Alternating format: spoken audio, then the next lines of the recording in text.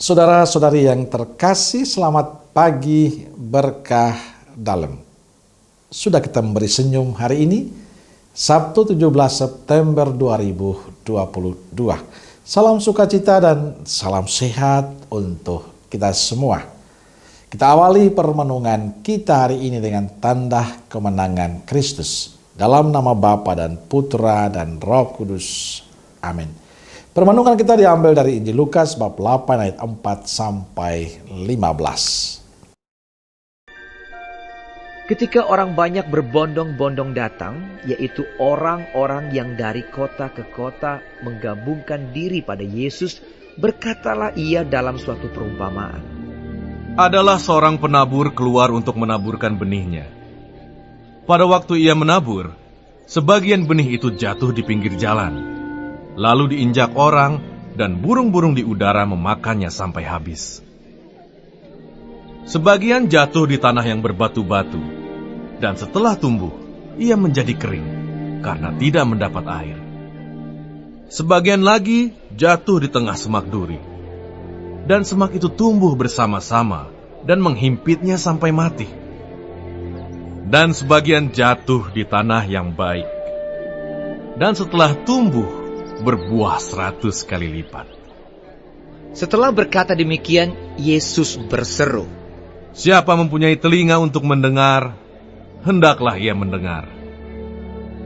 Murid-muridnya bertanya kepadanya apa maksud perumpamaan itu. Lalu ia menjawab, Kepadamu diberi karunia untuk mengetahui rahasia kerajaan Allah. Tetapi kepada orang-orang lain, hal itu diberitakan dalam perumpamaan, supaya sekalipun memandang, mereka tidak melihat, dan sekalipun mendengar, mereka tidak mengerti. Inilah arti perumpamaan itu. Benih itu ialah firman Allah. Yang jatuh di pinggir jalan itu ialah orang yang telah mendengarnya. Kemudian datanglah iblis, lalu mengambil firman itu dari dalam hati mereka, supaya mereka jangan percaya dan diselamatkan.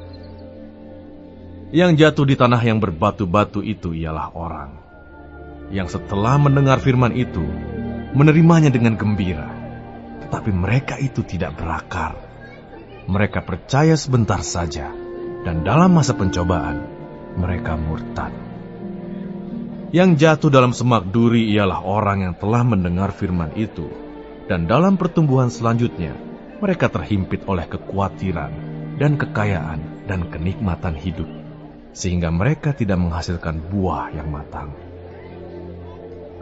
Yang jatuh di tanah yang baik itu ialah orang yang setelah mendengar firman itu, menyimpannya dalam hati yang baik dan mengeluarkan buah dalam ketekunan. Saudara yang terkasih, dalam Injil hari ini Yesus menyampaikan perumpamaan tentang seorang penabur yang menaburkan benih. Benih yang ditabur itu jatuh di berbagai tempat.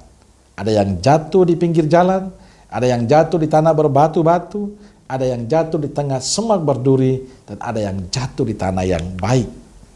Benih-benih yang ditaburkan mempunyai mutu yang sama, tapi hasilnya tergantung di mana benih itu jatuh dan tumbuh. Ada berbagai kondisi lahan di mana benih itu jatuh, dan itu akan menandai perbedaan hasil yang ada. Perumpamaan ini memberikan penjelasan bagi kita bahwa hasil yang berlimpah itu bukan tergantung pada benih yang ditaburkan, tapi pada tempat di mana jatuhnya benih itu. Benih yang jatuh di jalan, di tanah berbatu, di semak berduri hasilnya sangat berbeda dengan benih yang jatuh pada tanah yang subur. Di tanah yang subur akan menghasilkan panen yang berlimpah karena ia bertumbuh dengan suburnya. Sedangkan di pinggir jalan, berbatu atau semak berduri hasilnya tidak memuaskan, bahkan cenderung mati. Karena tidak ada lahan yang subur, ia akan dihempit oleh berbagai macam hal. Kisah ini menegaskan cinta Tuhan pada kita. Tuhan tulus mencintai kita. Tuhan sungguh mengasihi kita, memberikan dirinya untuk kita. Tapi sayang kita kadang tidak menanggapi cinta Tuhan dengan baik. Kita sebenarnya diberi pilihan oleh Allah untuk menentukan apakah hati kita menjadi lahan yang subur, atau lahan yang berbatu, lahan yang pinggir jalan ataukah di semak berduri. Ia menaburkan firman-Nya untuk kita masing-masing. Hasilnya tergantung pada situasi dan keadaan kita masing-masing. Semua tergantung pada pilihan kita. Apa kita menjadi lahan yang subur atau tidak. Tapi harus ingat, kebaikan Tuhan itu pada saatnya kita harus bertanggungjawabkan. Semoga kita semua menjadi lahan yang subur, yang menghasilkan berkat berlimpah untuk hidup kita dan juga sesama kita yang lain. Amin. Semoga Allah yang Maha Kasih memberkati saudaraku sekalian, Bapa, Putra, dan Roh Kudus. Amin. Keluarga Kudus Nazaret, doakanlah kami. Amin. Berkah dalam.